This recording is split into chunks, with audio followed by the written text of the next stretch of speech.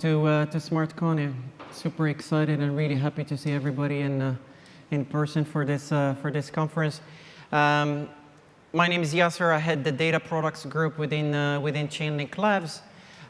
You probably have seen some announcements already from my team over in the morning. There are quite a number of exciting products that we are launching here at SmartCon.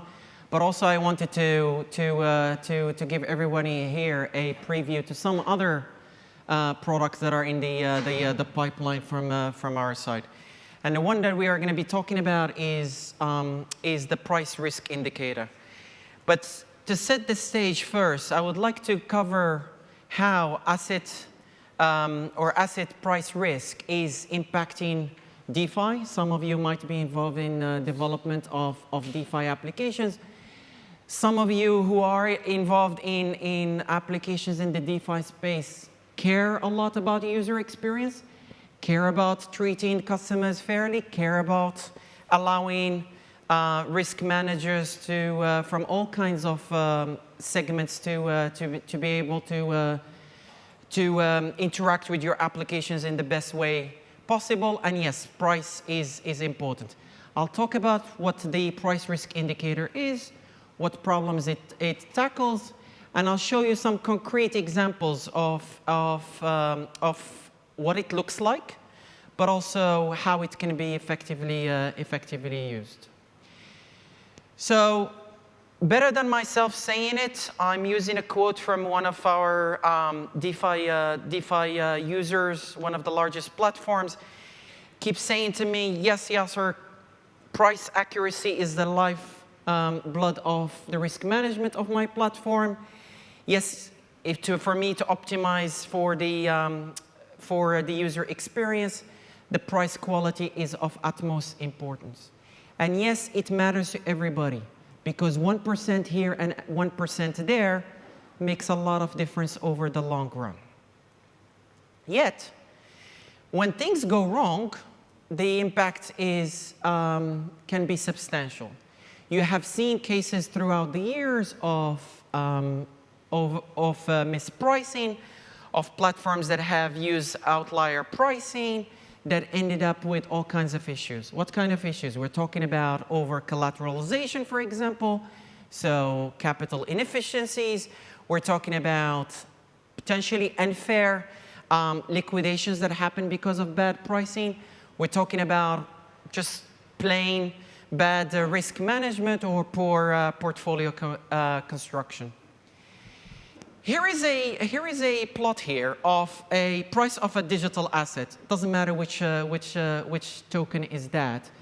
Look at the price and look at the contributed prices from all the 7 data providers that are listed.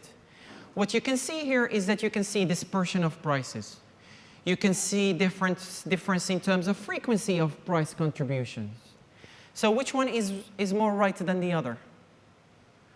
Well, it happens that there is no single true price for any asset at any given time.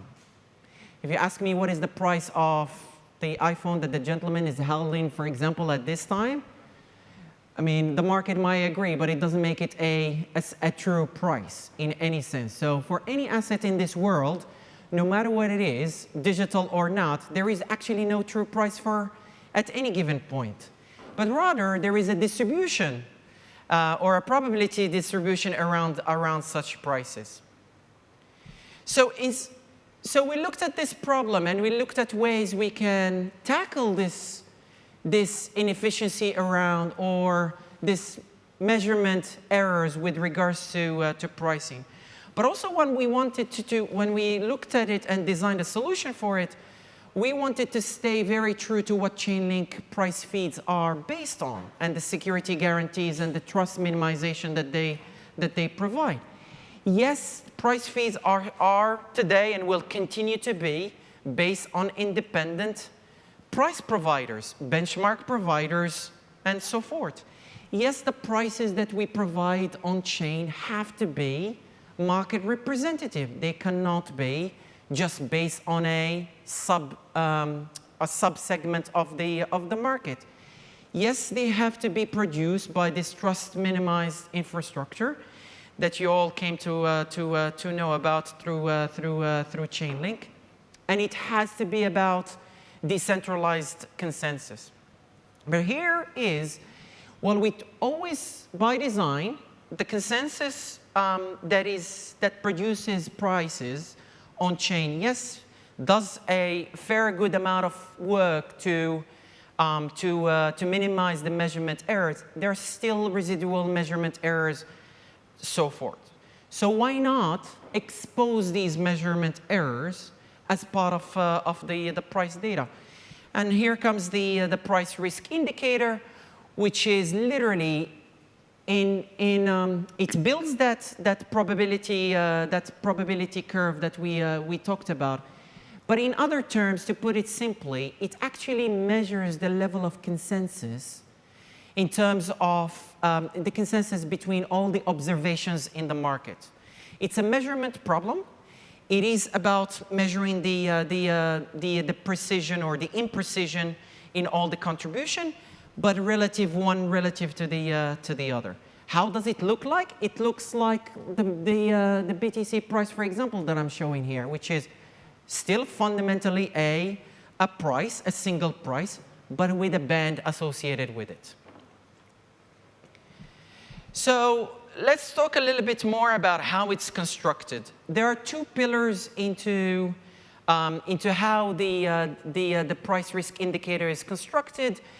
The two sides of it are, one is price dispersion, which is the dispersion between the price levels at any given time.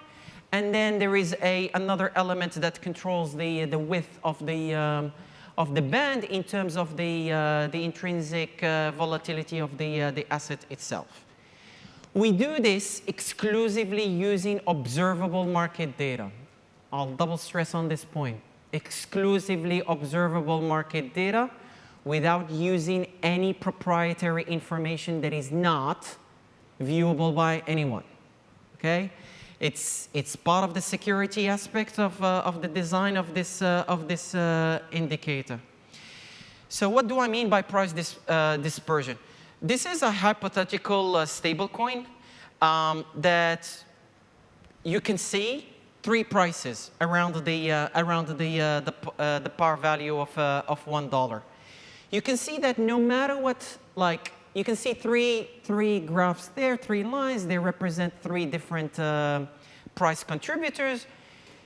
Fundamentally, if three contributors are using, for example, are sourcing their prices from different exchanges, or are they using as part of their aggregation methodology, there are heuristics that are built into their aggregation methodology, then you will end up with different prices. It doesn't make any one of them more right than the other, but it is price dispersion that needs to be taken into consideration. So as you would expect, the more dispersion that you will see, which means that probability distribution is wider, then that needs to be represented in a wider band in terms of the price risk indicator. The second component to the price risk indicator construction is, as I said, is the intrinsic volatility of the asset itself. Again, because of the assets, because of the coverage of exchanges or liquidity pools where their measurement is happening, the actual measurement of the volatility of the asset itself would differ from one observer versus another. In general, you would assume that, and it's a fair assumption to assume that a more volatile asset is harder to price. So why not reflect the volatility of the asset into this risk indicator?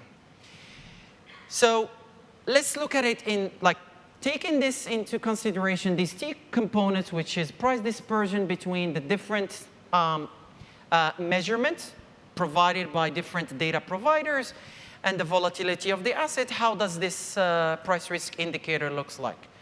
Here is an example from Luna USD in May during the Terra crash.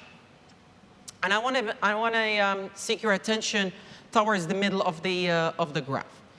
You can see clearly from the dotted line that there is a higher dispersion between the different data providers that are used. It reflects itself in a wider band. You can see to the right-hand side of the plot, you can see potentially more and more normal regime, whereby everybody is tight on the pricing, and thus the band there is higher consensus over the price, and thus the band is narrower. Here is another example, but here is another example where actually we use the PRI logic and as a measurement of consensus between the different observations to actually detect outliers and reduce the impact from outliers. Pickle USD, still obviously a low liquidity asset. It doesn't trade massive volumes on daily basis. The books where it trades are not so deep yet. But here is an example where price dispersion between the different observations is not that wide. But there is an outlier price. The PRI logic allows us to detect such a outlier price and discount it from the consensus calculation. Why does this happen? In this case, actually what happened is that green line that you see there was inclusive of a low liquidity pool where slippage was very high. The prices at which the asset was trading at literally, in this case, like 50 bips to 100 bips different from the rest of the market. So how can this be used? How can this PRI be used? Well, we talked earlier in the beginning about how price uncertainty creates bad user experience, how risk management can be further optimized with more information, with more quantitative measurements of the quality of the data being used. So think about a market maker, for example, as the first use case. A market maker, what they do fundamentally is calculate, compute a fair price for an asset, go to market and construct a spread between that fair value. Okay, for a market maker, how wide or how narrow should this spread be? The price risk indicator can actually inform some of that information, and then they can use whatever they want to use, a Taylor expansion from their fair price up and down the order book, for example, to trade the asset. Think about lending and borrowing. To prevent outlier, and we talked about the impact from outlier pricing, a lending and borrowing that takes on collateral that frequently reprices or mark-to-market the collateral, a lending and borrowing needs to be very careful against outlier price. So in this case, if you look at the PRI, if I am a platform repricing collateral, I would look at it and say, maybe the band is abnormally wider. Maybe I should prevent some of the extreme actions that might emanate from that price update. So you can see already more, you can have more risk management measures to actually, again, optimize for that user experience so that unfair liquidations don't happen, so that the users continue to be the winners at the end of the day. The PRI also measures, as I said, it also measures the volatility of the assets. So it can be used as a volatility or an implied volatility indicator of the asset itself. We're not stopping here. This is something that is coming to price feed, but also we're working on the next iteration. The next iteration is looking into liquidity and market impact indicators, which is add more information about the market conditions at the time of the price construction to inform more the band associated with such a price produced. If you want to know more about the PRI, please sign up here. There is a form that is available for people to register interest, which we will be happy, myself or somebody in my team will happily follow up with you guys on it. Thank you so much, and hope you all enjoy SmartCon. Thank you.